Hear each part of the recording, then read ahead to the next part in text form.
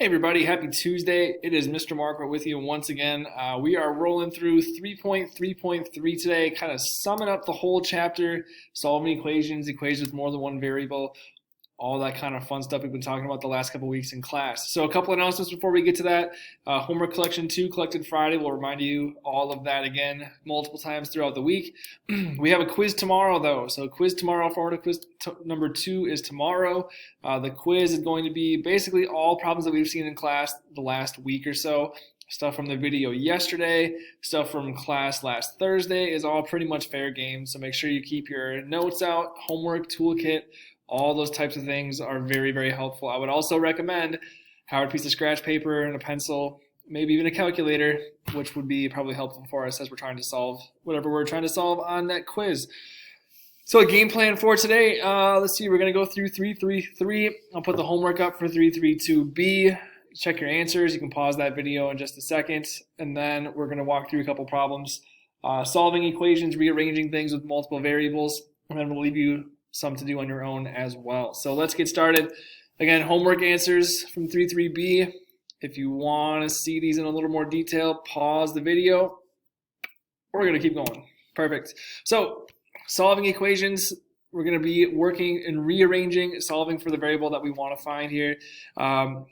Again, whether it's we have one variable we know we can solve for a number. If we have two variables or more, we have to rearrange and find things in terms of whatever variable we're trying to solve for. So for example, let's look at A together. We have Albert Einstein's famous equation, E is equal to mc squared. E equal to mc squared. And we want to, in this situation, we want to solve for C. For C. So our equation, I'm going to rewrite it just so it's a little nicer for us to see here. E is equal to m times c squared. So if we want to get c by itself, the first thing we got to do is we got to get all of our terms of c all alone. So I think if we have m times c squared, we undo multiplication by dividing. So let's maybe divide both sides by m. That way we can get our c term all alone. So if we divide by m on the right, we're going to cancel those m's. So we are left with e divided by m is equal to c squared. C squared. So we have c raised to the second power. We haven't talked about this a bunch, but if we want to get that square to go away, we have to do the square root of this function. We're going to talk about that a lot more as we go throughout the year. But if we want to get this square to go away, we have to take the square root of both sides of our function. Again, it's that little hat-looking symbol kind of thing. So if we take the square root of both sides, that gets that square to go away here. So we know that the square root of e divided by m is equal to c.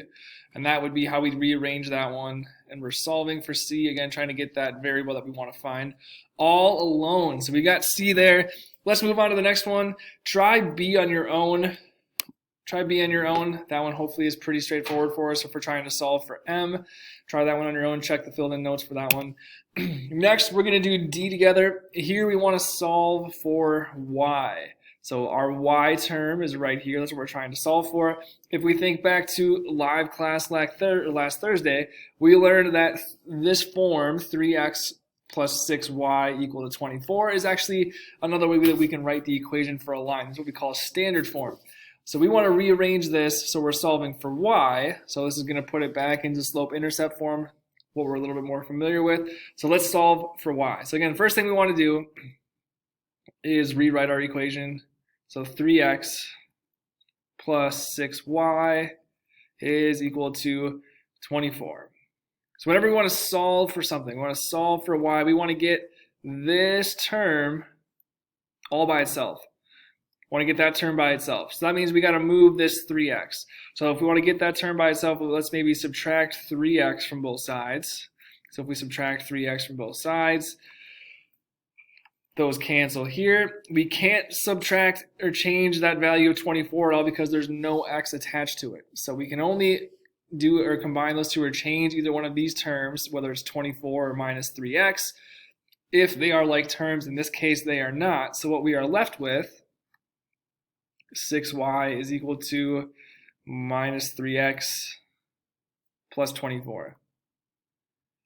And the only reason I wrote it like that is so it looks a little bit more like slope-intercept form, like what we're familiar with. So now one last thing, we got to divide to get our y by itself because we have 6 times y. 6 times y. To undo that y, or undo that multiplication, we have to divide both sides by 6. Divide by 6. Divide every single thing in that equation by 6. So on the left-hand side, our 6's are going to cancel, so we are left with y is equal to negative 3 divided by 6. I think we can simplify that fraction, so it's going to be negative 1/2 times x, which is going to be our slope. And then our intercept is 24 divided by 6, which I believe is just going to be a 4. So we add 4, and our final equation is we just rearrange that line in standard form, put it in y-intercept form, is y equals negative 1/2 x plus 4. Perfect. Again, for this one, try C on our own. Come back and check that one in the filled in notes a little bit later. Hopefully this is review for us. But let's keep rolling. F. This one we've seen in our homework a bunch lately. We've seen these types of equations quite a bit. Again, this is our absolute value function, the absolute value function. So if we think back to our toolkits for chapter 3, when we have absolute value functions, we always get 2 solutions. We always get 2 solutions. So we need to get 2 answers for y here. So 2 answers for y. If I can get my computer to catch up with me. 2 answers for y. So when we think about the absolute value, we always know that whatever comes out of an absolute value is going to be positive. So in this case, it's going to be 3. So that means that whatever we put in here, whatever we put in for y here, that quantity has to either equal positive 3 or negative 3. Because if we take the absolute value of 3, that equals positive 3. If we take the absolute value of negative 3, again, absolute value is always positive, that also equals positive 3. It means that we have to set this quantity inside of our absolute value equal to both positive 3 and negative 3. So that means we need 2 equations here. We need 2 equations. I'm going to put one off to the left here, one off to the right. So let's say on the left, I'm going to change colors here just so it's not quite so much green. Let's go 3 minus 5y is equal to positive 3. On the other one, we got to set that equal to negative 3 as well. So 3 minus 5y is equal to negative 3. So we got to solve both of those equations for y to get our 2 answers. So let's do it. All right, so first things first, we got to get our y's by itself. We got to get our y's by itself. So we have to, first on the left one, let's subtract 3 from both sides. Subtract 3 from both sides. On the left-hand side, 3 and negative 3 cancel. On the right-hand side, 3 and negative 3 cancel, so 3 minus 3. So we get negative 5y is equal to 0. Perfect, almost there. We almost got one of our solutions. Next, we got to divide by negative 5. We got negative 5 times y, 0 divided by negative 5. Again, the negative 5's cancel on the left. Y is going to be equal to 0 divided by negative 5. And I know that looks kind of goofy, but 0 divided by any number is always going to be 0. So there is one of our solutions for y. The other solution, we just got to solve for y in this other equation here. So this time, again, we still got to follow the exact same process. We got to get that y term by itself, so let's subtract 3 from both sides. So if we subtract 3 from both sides, again, 3 and negative 3 cancel there, so we get minus 5y is equal to negative 3 minus 3 is going to be negative 6. Perfect. So now divide by negative 5, just like we did before as well. Divide both sides by negative 5. The negative 5's cancel. But now we have y equals a negative over negative, so those signs are going to cancel. So y is also equal to 6/5. And there's our second set of answers there. So y is equal to 0. Y is also equal to 6 over 5. Those are our 2 y values that would make this equation true. And that's just straight off the homework. That's one like we've been doing a bunch the last couple of weeks. If you're confused on those, hopefully that helps a little bit.